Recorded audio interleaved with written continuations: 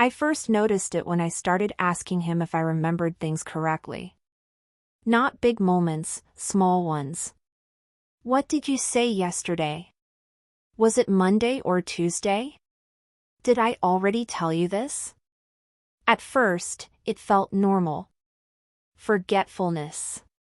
Distraction. But every time I asked, he answered with the same calm certainty. No, it was Thursday. You didn't say that. I think you're mixing it up with something else. And because he never hesitated, I believed him. The strange part was how quickly I stopped trusting the version in my own head. He had a way of sounding concerned without sounding doubtful. If I insisted, he'd smile gently and say, maybe you're remembering it differently. Not wrong. Differently. The word softened everything. When I told him I was sure about something, he'd pause, then ask, are you sure, or does it just feel familiar? That question stayed with me. Soon, every memory came with hesitation. I began replaying conversations before I spoke about them, checking for gaps, inconsistencies, emotions that might have colored them.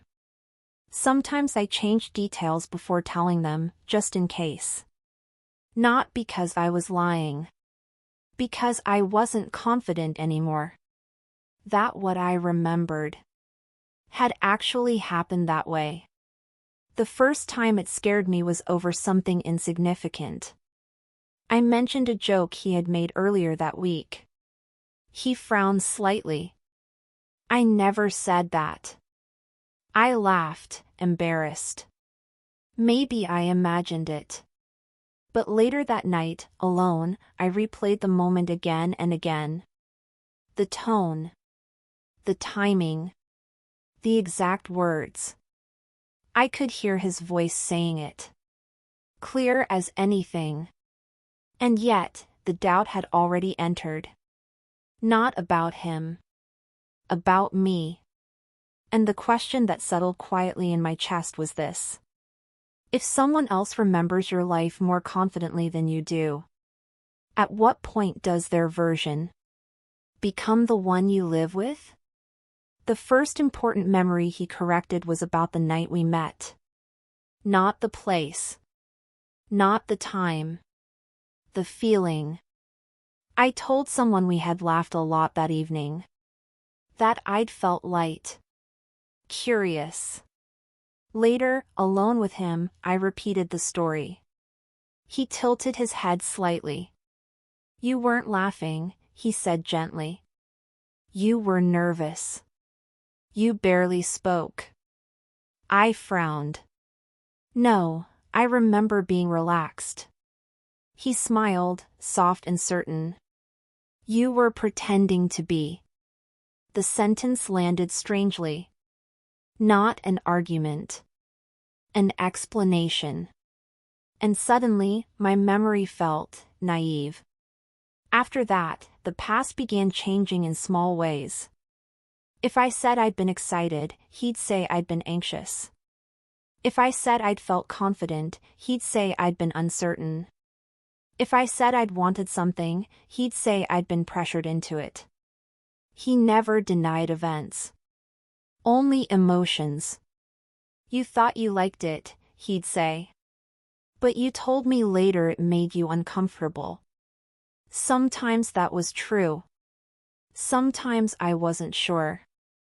And slowly, a pattern formed that I didn't notice until it was too late. Every corrected memory made me smaller. Less certain. Less decisive. Less aware of what I had felt. The moment I realized how dangerous this was came when I tried to remember something that had nothing to do with him. A childhood moment. A conversation with a friend. I described it casually. He listened, then said, "That's not how you told it before." My chest tightened. "What do you mean?" "You said it happened differently," he replied. I searched my mind. 2 versions appeared. And I couldn't tell which one was original. That night, lying awake, I understood something that made my hands shake. It wasn't just that he remembered my life with me. He was becoming the place where my memories went to be approved. The doubt didn't stay in the past. It moved forward into moments that were still happening. We would be in the middle of a conversation, and suddenly I'd hesitate. "Did you hear what I just said?"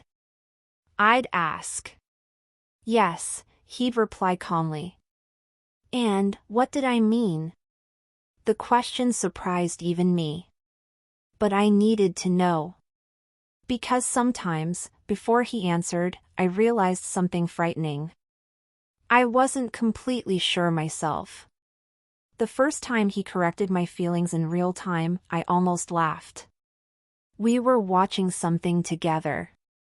I reacted strongly, startled, then amused.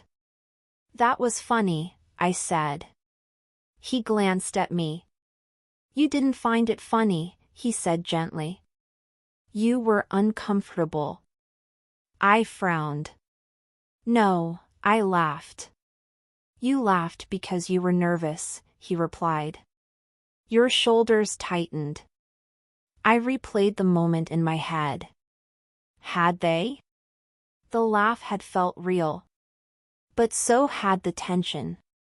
And suddenly, I couldn't tell which one had come first. After that, I began checking myself constantly. If I smiled, I wondered why.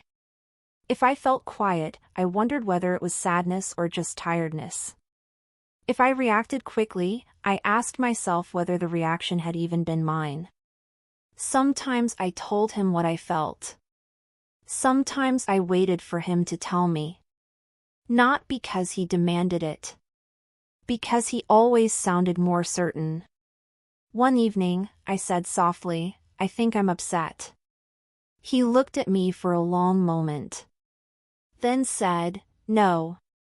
I think you're disappointed."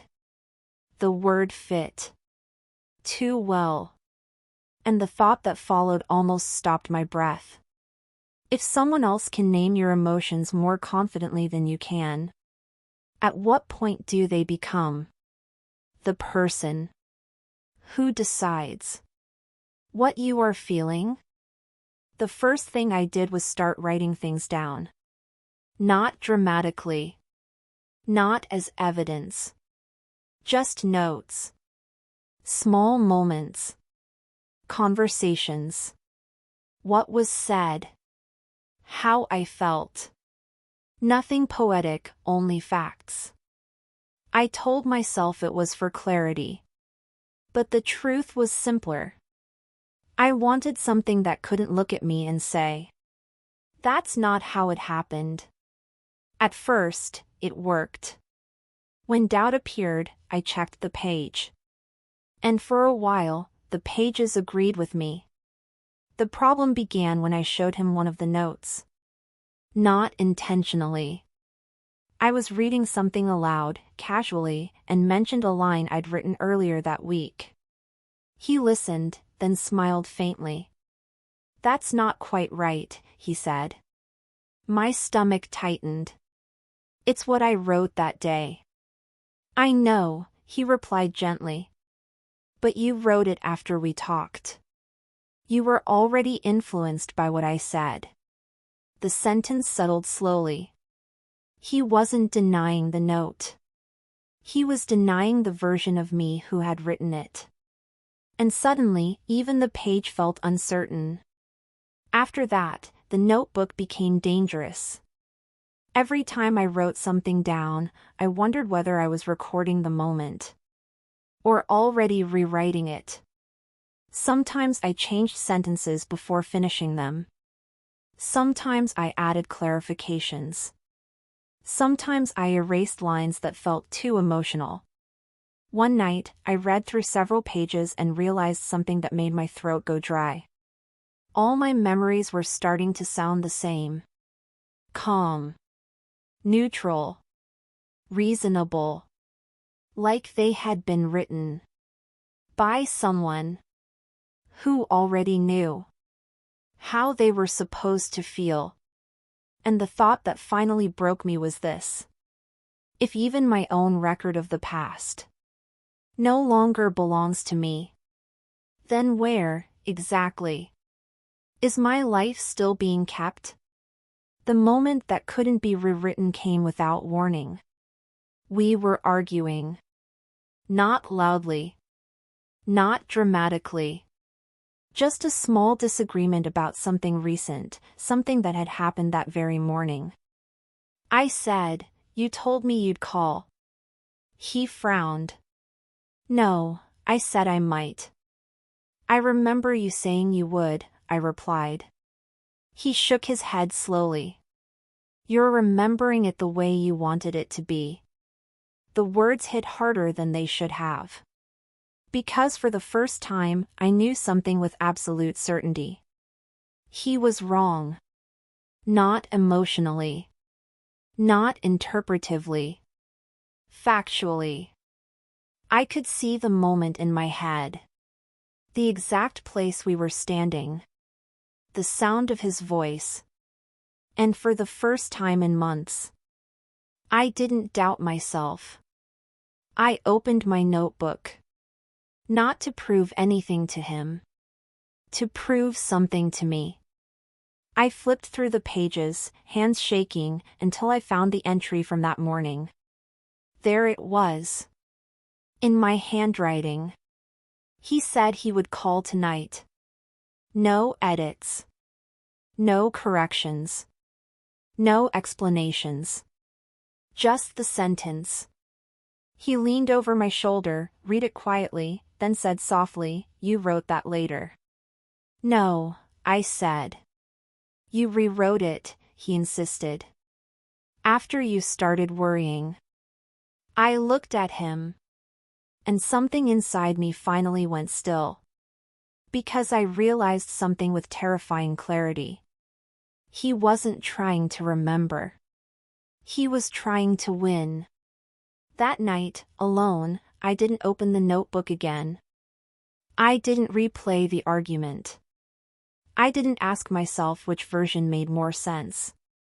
I trusted the feeling I had in my body, the tight certainty in my chest that had nothing to do with logic. And for the first time in a very long while, I said something silently, without apology, without hesitation. "I know what happened." The relief was almost painful. Not because the truth was comforting, but because I had found something more important. Myself. I don't tell this story because he lied. He didn't always. Sometimes memory really is fragile. Sometimes people really do remember differently. But I tell it because of the moment I finally understood this. When someone makes you doubt your past long enough, they don't need to control your future. They only need to stand calmly. While you learn to stop trusting yourself. And the quiet truth I live with now is this: your memory doesn't have to be perfect. It just has to be yours. Because the moment you let someone else decide what you remember is the moment you stop living your own life.